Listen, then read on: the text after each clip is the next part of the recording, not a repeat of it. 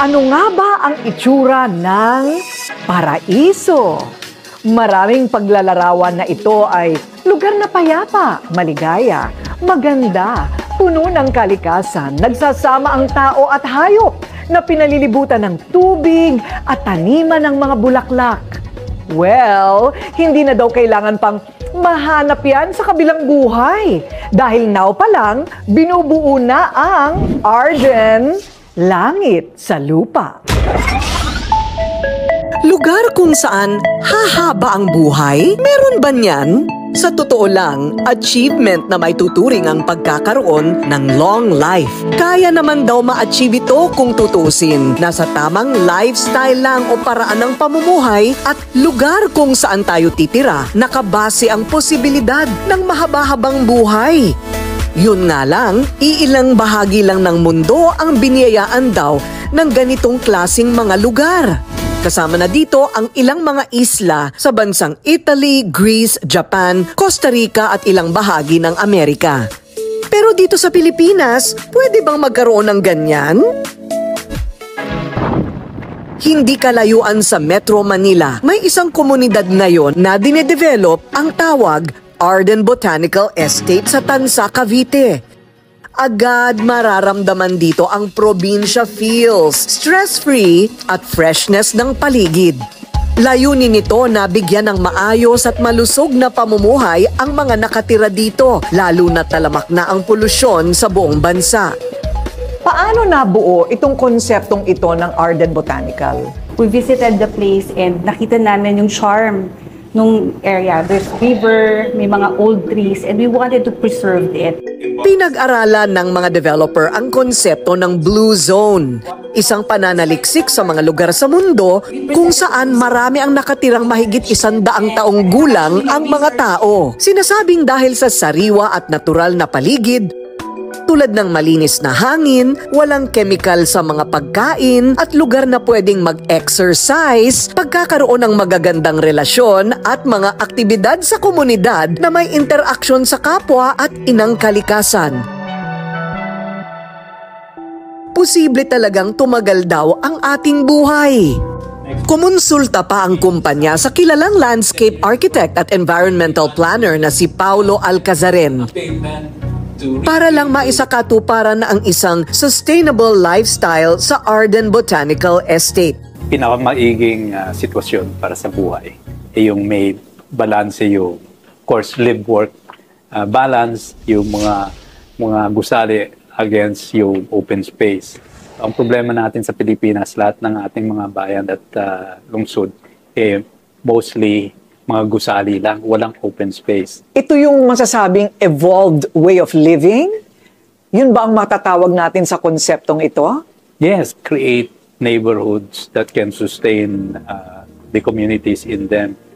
Na kailangan may park and open space, kailangan may town center for convenience, kailangan may walkability. Wow! Development stage pa lang. Eto na, life na. Nakaka-relax talaga ang paligid dito sa Arden Botanical Estate. Napapaligiran ng mga bundok, ang daming bulaklak, ang daming mga puno, may lawa, at presko ang hangin. Eto nga, kape-kape habang napapalibutan ng mga bulaklak. Yan ang tinatawag na sustainable lifestyle. At kung mayroon mang paraiso sa lupa, ito na nga siguro yun. Siniguro naman ng Mega World na hindi masisira ang kalikasan habang itinatayo ang proyekto. Ang mga natural na ilog at lawa sa lugar ay hindi tinabunan pero ginawang natatanging atraksyon na mapapakinabangan ng mga titira dito. Isang paraiso sa lupa ang target nilang iparanas sa ating mga kababayan. Ang daming water features, ito yung mga dinaanan ng tubig, but hindi namin siya tinabunan. Ginawa namin siyang feature itong village. So for example, meron kami yung pinaka-main feature nito is called Centrera Park. Ano siya? It's a long water feature na very shallow siya. Ang idea ron is tuwing umaga, yung mga residents ito lalabas saka tuwing hapon. It's very important in wellness and at least makilala mo yung mga kapitbahay mo. Gusto namin yung mga bata naglalaro, madudumihan, magtatampisaw. Very rare na to sa kadalasan sa mga bata.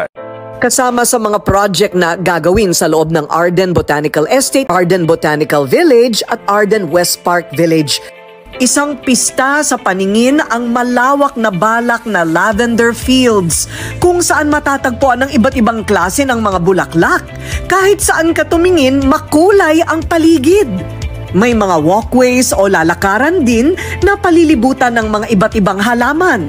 Siguradong magugustuhan ng mga residente ang maglakad at mag-jogging dito.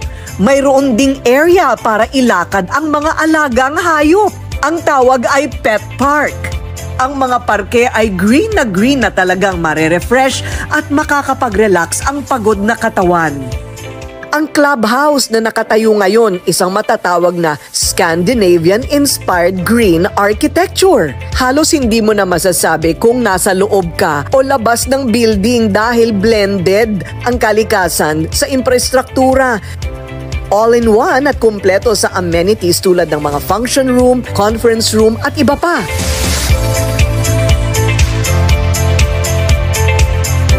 Ayon naman kay Dr. Lopez, posible na may mga blue zone sa Pilipinas na hindi pa natutuklasan. Pwede itong i-develop at gawing tirahan. At kung saan pwedeng humaba pa ang buhay nating mga Pinoy.